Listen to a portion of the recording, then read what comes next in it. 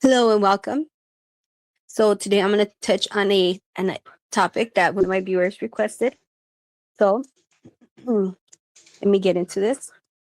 They say illegal immigrant, but who decides what illegal means and who gets labeled that way? Is it about the law or is it about race, power, and history? Because here's the fact many people don't want to talk about. White Europeans can be illegal immigrants too. Tonight, I'm going to break down what the law actually says, who is considered undocumented, and why California and the Western Hemisphere tell a very different story than political talking points. Let's get into it. What does illegal immigrant actually mean? First, let's define them. Illegal immigrant, it is not a precise legal phrase. Under US law, the correct terms are undocumented immigrant, unauthorized immigrant, non-citizen without lawful status. Plain and simple, an undocumented immigrant is a foreign-born person living in the U.S. without current legal authorization. That's it. No race, no skin color, no nationality. How someone becomes undocumented.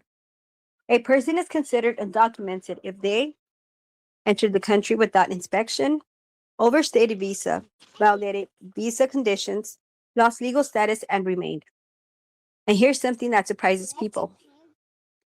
The most common way people become undocumented is by overstaying a visa, not crossing a border. That includes tourists, students, and workers from Europe, Canada, Asia, and everywhere else.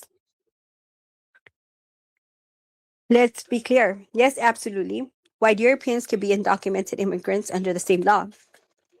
If a person from Germany, Italy, France, Ireland, Russia, the UK, Ukraine overstays their visa or loses status and stays anyways, they are undocumented legally. The law does not care what you look like, but enforcement often does.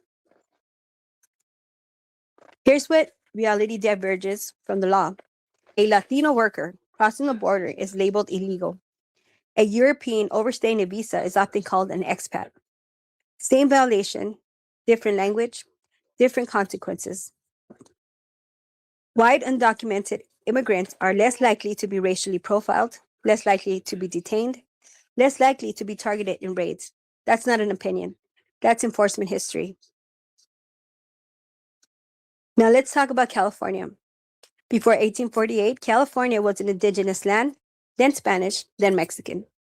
There was no immigration system. People moved freely across the region. The U.S. took California after the Mexican-American War. The border moved over people. Mexicans living there didn't cross into the U.S. The U.S. crossed into them. For most of U.S. history, immigration was wide open, especially for Europeans. No visas, no caps, no border patrol. The idea of illegal immigrant barely existed. That changed in the 20th century. In 1924, Border Patrol was created. The U.S. creates the Border Patrol. But here's the key detail. Immigration limits did not apply to the Western Hemisphere yet. Mexican labor was still encouraged, especially in California agriculture. Between the years of 1942 and 1964, the Bracero program. Let's talk about that. Millions of Mexican workers were legally recruited to work U.S. farms. When the program ended, the labor demand didn't, but the legal pathways did.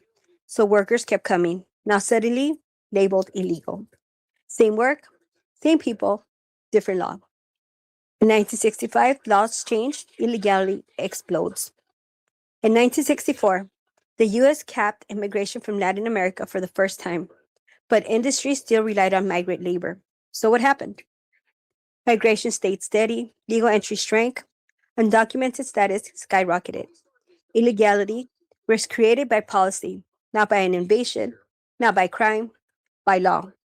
Across the Western Hemisphere, movement existed long before modern borders. Add to that, the U.S. interventions in Central America, Cold War destabilization, economic sanctions, violence, and displacement. Many migrants today are asylum seekers, refugees, families escaping collapse.